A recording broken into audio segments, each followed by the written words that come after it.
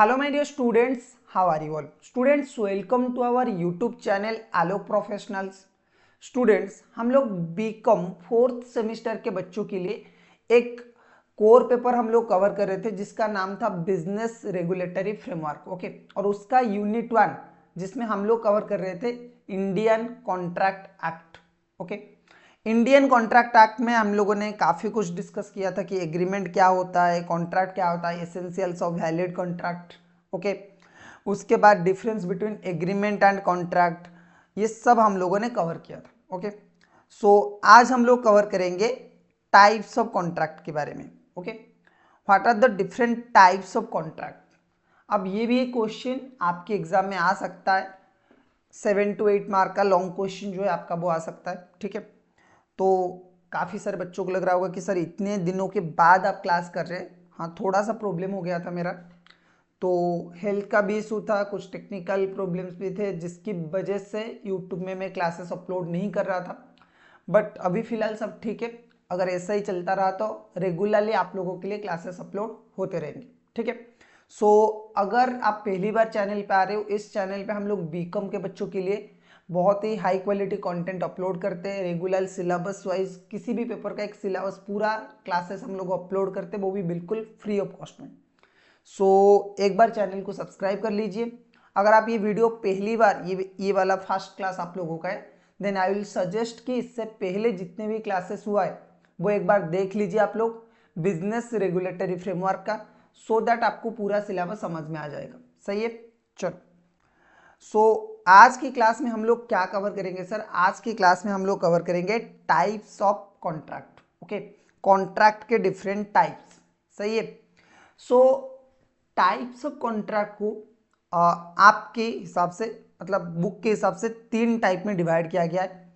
Valid and enforceability on the basis of validity and enforceability, on the basis of formation, on the basis of performance. सही है,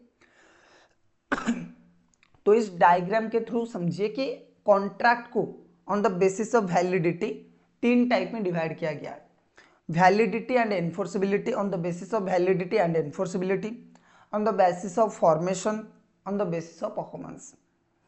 so on the basis of validity and enforceability contract कितने type के sir हो सकते हैं? Valid contract, void contract, voidable contract, illegal agreement and unenforceable contract. Okay, unenforceable contract. So valid contract, void contract, voidable contract, illegal contract और illegal agreement and unenforceable contract. Okay, unenforceable contract.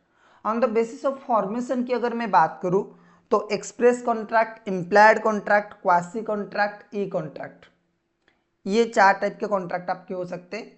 Express contract, implied contract, quasi contract, E contract. सही है, चलो। On the basis of performance की अगर मैं बात करूं तो कॉन्ट्रैक्ट आपके 3 टाइप के हो सकता है।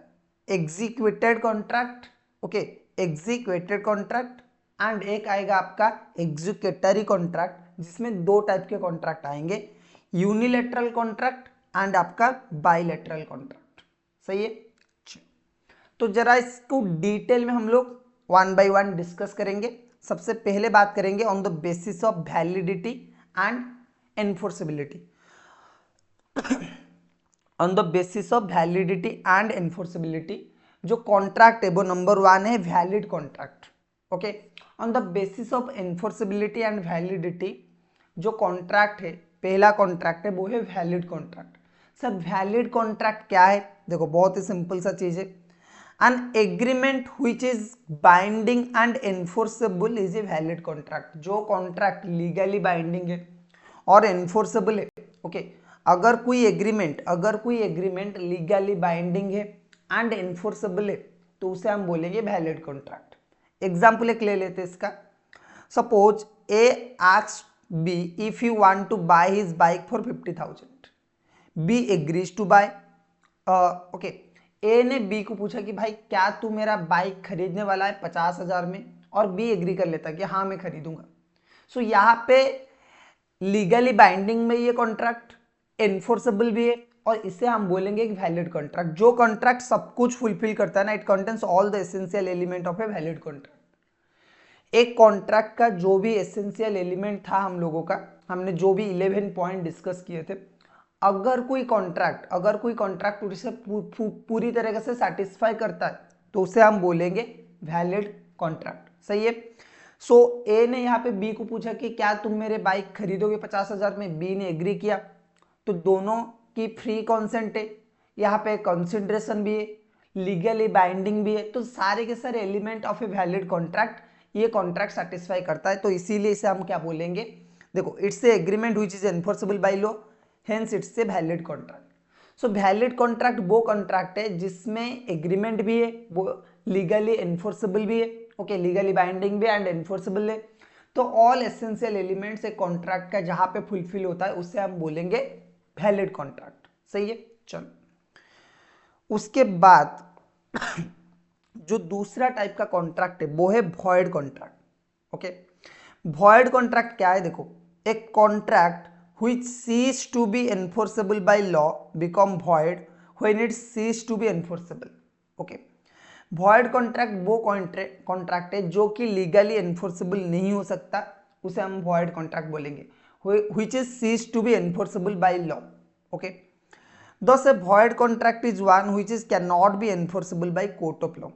ओके, void contract वो कॉन्ट्रैक्ट है जो कि लीगली एनफोर्सेबल नहीं हो सकता। एक एग्जांपल लेते हैं, mister X agree to write a book with a publisher. Mister X ने क्या किया कि एक पब्लिशर के साथ, ओके, मिस्टर एक्स ने एग्री किया कि वो एक पब्लिशर के साथ क्या करेंगे, एक बुक लिखेंगे, बुक पब्लिश करेंगे। ठीक है, अब हुआ क्या, सच कॉन्ट्रैक्ट इज वैलिड। सर सही तो लग रहा है कि एक्स ने बोला कि मैं, सपोज कल्याणी पब्लिशर है, पब्लिशर का एग्जाम्पल लेते हैं कि उसके लिए बुक लिखूंगा। ओके, अब हुआ क्या, कुछ टाइम के बाद बुक एक्स लिख रहा था, लेकिन सडनली एक्स का डेथ हो जाता है। Okay, so after his death अब क्या सर ये कॉन्ट्रैक्ट परफॉर्म करना पॉसिबल है, answer is no. So X ने पब्लिशर के साथ कॉन्ट्रैक्ट किया था कि मैं आप लोगों के लिए बुक लिखूंगा, बुक लिखना उसने स्टार्ट किया था, लेकिन सडनली उसका एक्सीडेंट में डेथ हो जाता है। तो क्या here the contract become void due to impossibility of performance of the contract. भाई इसके बाद बुक लिखेगा कौन, एक्स का तो डेथ हो चुका है, तो ये कॉन्ट्रैक्ट अब परफॉर्म नहीं हो सकता। And due to impossibility of performance ये जो कॉन्ट्रैक्ट होगा इसे हम क्या बोलेंगे, वॉइड कॉन्ट्रैक्ट।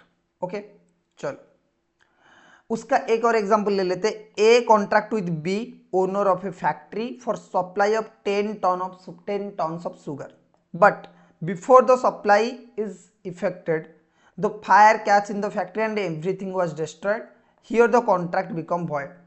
भाई ए ने बी के साथ कॉन्ट्रैक्ट किया जो कि एक्चुअली एक फैक्ट्री का ओनर है, शुगर फैक्ट्री का ओनर है, कि भाई तुमसे मैं 10 टन चीनी खरीदूंगा, शुगर खरीदूंगा, लेकिन अचानक क्या हुआ कि आग लग गया, ओके, और पूरी फैक्ट्री तबाह हो गई। क्या सर ये कॉन्ट्रैक्ट परफॉर्म करना पॉसिबल है, आंसर इज नो, क्योंकि फैक्ट्री नहीं है तो वो चीनी कहां से सप्लाई करेगा। तो आंसर इज ये भी एक वॉइडेबल, सॉरी ये भी एक वॉइड कॉन्ट्रैक्ट है। सही है। चलो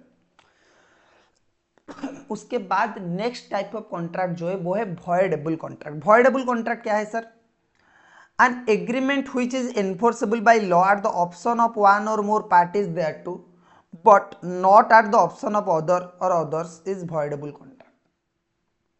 अगर कोई कॉन्ट्रैक्ट में नॉर्मली दो पार्टीज होते, one party is giving the offer and another accepting the offer, तो अगर किसी पार्टी के पास ये ऑप्शन है कि वो कॉन्ट्रैक्ट को वॉइड कर सकता है एट हिज ऑप्शन, तो उसे बोलेंगे वॉइडेबल कॉन्ट्रैक्ट। एक पार्टी के पास अगर ऑप्शन है, कॉन्ट्रैक्ट में दो पार्टीज होते, एक पार्टी के पास अगर ऑप्शन है कि वो कॉन्ट्रैक्ट को वॉइड कर सकता है, तो उस कॉन्ट्रैक्ट को हम बोलेंगे वॉइडेबल कॉन्ट्रैक्ट, क्योंकि उसके पास ऑप्शन, अगर वो बोलेगा तो वैलिड होगा, अगर वो नहीं बोलेगा और नहीं परफॉर्म करेगा तो वो वॉइड हो जाएगा।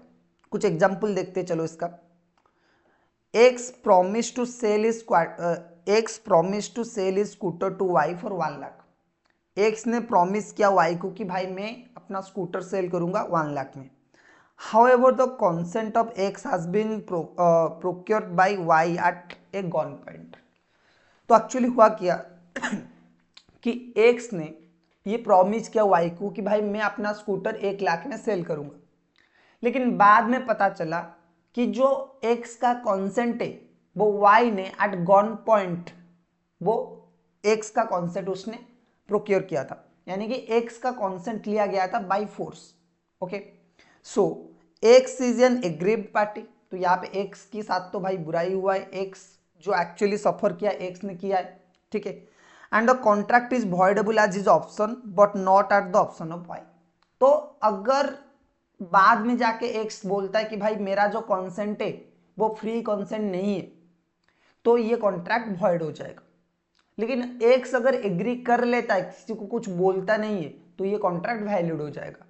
तो इस कॉन्ट्रैक्ट को वॉइड और वैलिड करने का ऑप्शन जो है वो किसके पास है? X के पास है, सही है। इस कॉन्ट्रैक्ट को वॉइड और वैलिड करने का जो ऑप्शन है वो किसके पास है? X के पास है, सही है। चलो, सो दोबारा इस एग्जांपल को देखते हैं। X promised to sell his scooter to Y for 1 lakh rupees. However, the consent of X has been procured by Y at gunpoint. X is an aggrieved party, and the contract is voidable at his option, मतलब X के option, but not on the option of Y. It means if X accept the contract become valid contract, then Y has no option of rescinding the contract. अगर X बाद में मना कर लेता है कि नहीं, ये मेरा जो कॉन्ट्रैक्ट है, मेरा जो कॉन्सेंट है वो गन पॉइंट पे लिया गया था, it's not a free consent, तो वो कॉन्ट्रैक्ट वॉइड बन जाएगा। ओके, दूसरा क्या, दूसरे किस केस में कॉन्ट्रैक्ट वॉइड बन सकता है, वॉइडेबल बन सकता है? When a person promise to do something for another person but the other person prevent him from performing his promise, the contract become voidable at the option of the first person. चलो एक example देखते हैं। There is a contract between A and B to sell the car of A to B for 2 lakh rupees. A and B के बीच में contract हुआ कि भाई A जो है वो B को अपना कार बेचेगा 2 लाख में। On due date of the performance A asked B that he does not want to sell his car. भाई हुआ क्या, देखो बहुत ही सिंपल सा चीज है।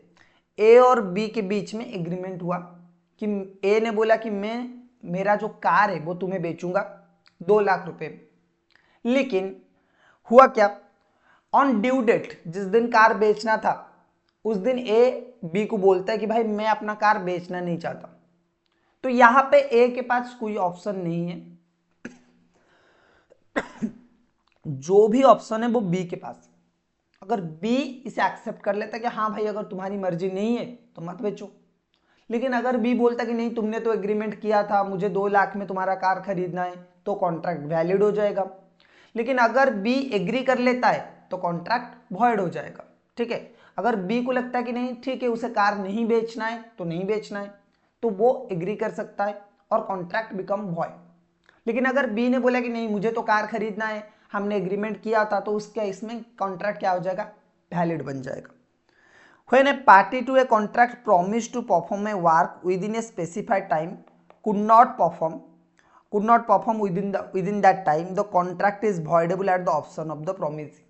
अच्छा, अगर दोनों पार्टीज के बीच में एग्रीमेंट हुआ है और एक पार्टी ने बोला है कि भाई मैं एक पर्टिकुलर टाइम में एक पर्टिकुलर काम करके तुम्हें दूंगा, और प्रॉमिजी जो है ना, जिसने प्रॉमिस किया था, जिसने मतलब जो प्रॉमिसर है जिसने प्रॉमिस किया था कि मैं इस पर्टिकुलर टाइम में काम करके दूंगा, अगर उसने नहीं किया तो उस केस में क्या होगा, जो प्रॉमिजी है जिसको प्रॉमिस किया गया था उसके पास एक ऑप्शन है कि भाई वो चाहे तो कॉन्ट्रैक्ट को वॉइड कर सकता है। Example, A agrees to construct a house for B up to 31st March 2022. A ने B को प्रॉमिस किया कि भाई मैं तुम्हारा घर बना दूंगा 31st मार्च 2022 से पहले, but A could not complete the house on that date. अब A ने अपना प्रॉमिस पूरा नहीं किया, A ने घर कंप्लीट नहीं कर पाया 2022 में। Here the contract is void at the option of the B. यहाँ पे ये कॉन्ट्रैक्ट वॉइड हो सकता है, बी के पास ऑप्शन है, बी के पास पावर है कि भाई अगर वो चाहे तो इस कॉन्ट्रैक्ट को वॉइड कर सकता है on the basis of performance. कि भाई तुमने बोला था, एग्रीमेंट हुआ था कि 31 मार्च 2022 से पहले आपको ये घर कंप्लीट करना है, लेकिन आपने परफॉर्म नहीं किया है, तो ये कॉन्ट्रैक्ट वॉइड हो जाएगा। तो ये बी के पास ऑप्शन है, सही है। चलो तो सर जरा डिफरेंस हम लोग देखते हैं कि क्या डिफरेंस हो सकता है वॉइड कॉन्ट्रैक्ट में एंड वॉइडेबल कॉन्ट्रैक्ट में। बहुत ही इंपॉर्टेंट क्वेश्चन है ये, एग्जाम में अगर आएगा तो 5 मार्क आ सकता है कि वॉइड कॉन्ट्रैक्ट क्या है, वॉइडेबल कॉन्ट्रैक्ट क्या है। ठीक है, 3-4 पॉइंट्स आप लोगों को याद करना है। Number 1, meaning. वॉइड कॉन्ट्रैक्ट अभी अब मैंने आपको बताया था, वॉइड कॉन्ट्रैक्ट क्या है, contract cease to be enforceable by law become void when it is cease to be enforceable. जब एक कॉन्ट्रैक्ट सीज हो जाएगा, एक कॉन्ट्रैक्ट की एनफोर्सेबिलिटी नहीं हो सकता, उस कॉन्ट्रैक्ट को हम बोलेंगे वॉइड कॉन्ट्रैक्ट। अगर एक लीगली कॉन्ट्रैक्ट का एनफोर्सेबिलिटी नहीं हो सकता तो उस कॉन्ट्रैक्ट को हम बोलेंगे void contract. A contract cease to be a contract cease to be enforceable by law become void when it cease to be enforceable। Legally जब एक कॉन्ट्रैक्ट सीज हो जाता है ना एनफोर्सेबल होने से पहले, तो उस कॉन्ट्रैक्ट को हम क्या बोलेंगे, वॉइड कॉन्ट्रैक्ट। वॉइडेबल कॉन्ट्रैक्ट क्या है, an agreement which is enforceable by law at the option of one or more party at the option of one or more of the parties thereto, but not at the option of the other or others is a voidable contract। जैसे मैंने बोला था ना कि अगर एक party में एक कॉन्ट्रैक्ट में 2 पार्टीज है, तो अगर किसी एक के पास ये ऑप्शन है कि वो चाहे तो उस कॉन्ट्रैक्ट को वैलिड बना सकता है और चाहे तो उस कॉन्ट्रैक्ट को वॉइड बना सकता है अपने डिसीजन के ऊपर, अपने डिसीजन से, तो उस कॉन्ट्रैक्ट को हम बोलेंगे वॉइडेबल कॉन्ट्रैक्ट। सही है। चलो enforceability, void contract can not be enforceable at all. तो भाई वॉइड कॉन्ट्रैक्ट का मतलब है कि वो एनफोर्सेबिलिटी नहीं हो सकता उसका, इसीलिए वो वॉइड है। तो वॉइड कॉन्ट्रैक्ट कभी भी एनफोर्सेबल नहीं हो सकते लीगली। वॉइडेबल कॉन्ट्रैक्ट जो है वो एनफोर्सेबल हो सकते, it is enforceable only eight the option of aggrieved party and not at the option of other party. जो पार्टी एग्रीव्ड पार्टी है उसी के पास ऑप्शन है कि वो उस कॉन्ट्रैक्ट को वैलिड करेगा या फिर वॉइड करेगा। अगर वो हाँ करता है तो वैलिड, अगर ना करता है तो वॉइड। सही है। चलो कॉज की अगर मैं बात करूं, एक contract become void due to change in law, change in the circumstances beyond the completion of the parties, contemplation of the parties. भाई अगर कॉन्ट्रैक्ट कैसे वॉइड हो सकता है, या तो जो पार्टीज है उनकी पॉइंट ऑफ व्यू से वॉइड हो सकता है कि उनके पास पॉसिबिलिटी नहीं है कि कॉन्ट्रैक्ट को परफॉर्म करना, या फिर लीगली भी वो कॉन्ट्रैक्ट वॉइड हो सकता है। ओके, चेंज इन लॉ हुआ तो वो कॉन्ट्रैक्ट, कोई भी लॉ में चेंजेस हुआ तो वो कॉन्ट्रैक्ट वॉइड हो सकता है। सही है। चलो A contract become a voidable contract if the consent of the party was not free। Okay, voidable contract कब बोलेंगे भाई, जब कॉन्ट्रैक्ट का कॉन्सेंट फ्री नहीं है। ठीक है, जब किसी भी पार्टी का कॉन्सेंट कॉन्ट्रैक्ट में फ्री नहीं है, तो जिस पार्टी का कॉन्सेंट फ्री नहीं है उसके पास एक ऑप्शन आ जाता है कि वो चाहे तो बाद में इस कॉन्ट्रैक्ट को वैलिड कर सकता है और वॉइड कर सकता है। तो वॉइडेबल कॉन्ट्रैक्ट तभी आएगा जब एक पार्टी का कॉन्सेंट फ्री नहीं होगा। सही है। Performance of the contract, void contract can not be perform. बहुत ही सिंपल है, वॉइड कॉन्ट्रैक्ट को परफॉर्म करने की जरूरत नहीं है, या फिर ये परफॉर्म नहीं हो सकता, इस वजह से ये वॉइड है। वैलिड कॉन्ट्रैक्ट क्या बोल रहा है, if the agreed party does not within the reasonable time exercise his right to void the contract, any party can sue the other for claiming the performance of the contract. जैसे हमने जितना भी example लिया ना voidable contract का, उसमें एक चीज है कि जो एग्रीव्ड पार्टी है जिसकी कॉन्सेंट फ्री नहीं है, उसे with in a particular time, with in A stipulated time अपना जो विड्रॉल है कॉन्ट्रैक्ट से वो कर लेना चाहिए कि भाई ये कॉन्ट्रैक्ट में मेरा कॉन्सेंट फ्री नहीं है, तो I don't want to perform this contract और this contract is a void contract. अगर एक पर्टिकुलर टाइम के अंदर आपने अपना कॉन्सेंट दोबारा नहीं दिया, या फिर जो एनफोर्सेबिलिटी है उसका रीजन नहीं बता कि ये एनफोर्सेबल होगा या फिर नहीं होगा, तो ये जो कॉन्ट्रैक्ट होगा वो वैलिड हो जाएगा और परफॉर्मेंस आपको करना पड़ेगा। ठीक है। राइट की अगर मैं बात करूं, a void contract does not grant any legal remedy to any other party. Void contract में किसी भी पार्टी को कोई भी लीगल राइट्स नहीं मिलते।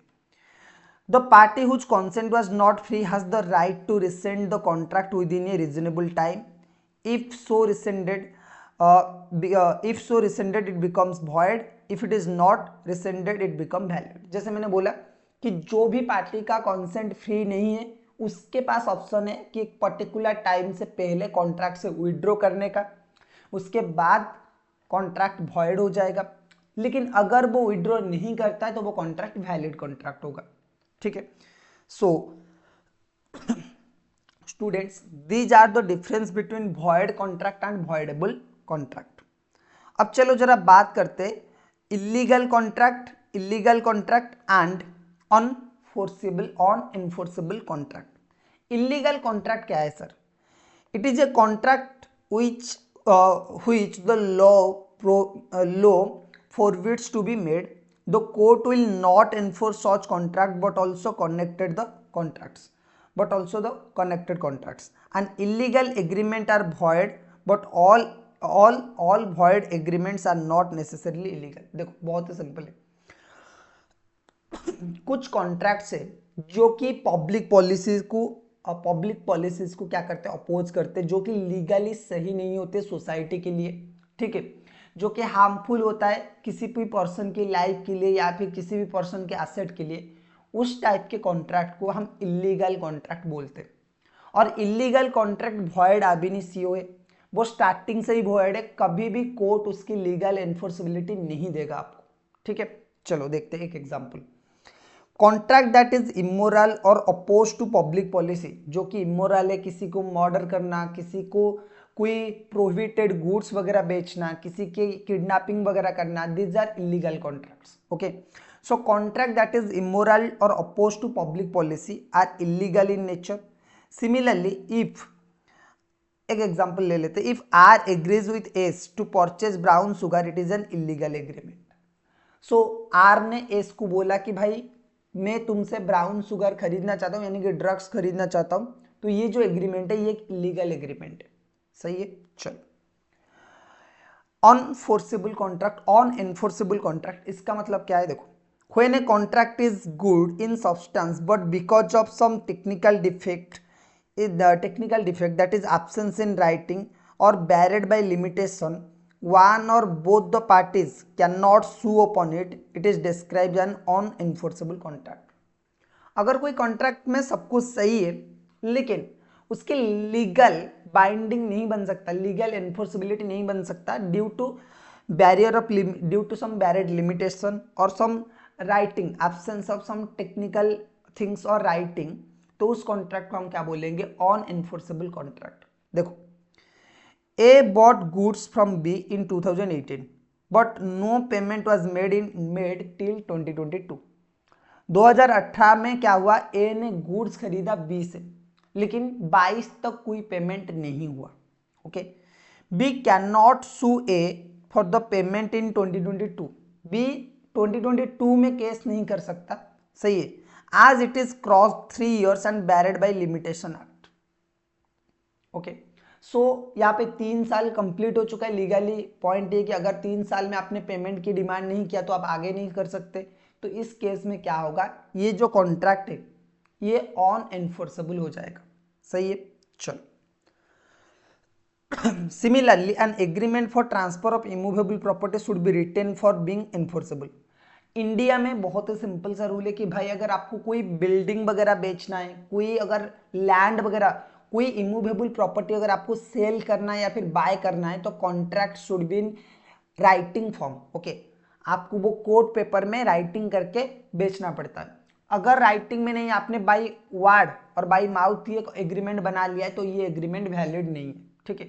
अगर सपोज ए ने बी को बोला कि भाई मेरा एक जमीन है, क्या आप वो खरीदोगे, ये एग्रीमेंट वार्ड वाला एग्रीमेंट नहीं हो सकता, इन वार्ड वाला एग्रीमेंट नहीं हो सकता कि हम मुंह पे बोल दिए और ये एग्रीमेंट हो जाएगा। नहीं, आपको प्रॉपर तहसीलदार की ऑफिस जाना पड़ेगा, वहाँ पे इस आपके नाम पे जो लीगल डॉक्यूमेंट्स है उसे बी के नाम पे ट्रांसफर करना पड़ेगा। तो this type of agreement should be in writing. Okay, ये सारे जो एग्रीमेंट्स है ये राइटिंग में होना चाहिए, तभी ये एग्रीमेंट्स को वैलिड ट्रीट किया जाएगा। सही है। स्टूडेंट्स, आज की क्लास में बस इतना ही। और जो दो टाइप ऑफ कॉन्ट्रैक्ट, हमने पहला टाइप ऑफ कॉन्ट्रैक्ट कवर कर लिया जो हमारा था on the basis of validity, ये था ना, on the basis of validity और एनफोर्सेबिलिटी। अभी आपके और दो टाइप ऑफ कॉन्ट्रैक्ट है जो कि हम लोग क्या करेंगे, नेक्स्ट क्लास में डिस्कस करेंगे। सही है। चलो, तो आज की क्लास में इतना ही। अगर आपको क्लास पसंद आए तो क्लास को लाइक कर लीजिए, चैनल को सब्सक्राइब करिए। ओके, फिर मिलेंगे एक और क्लास में। Till then keep learning.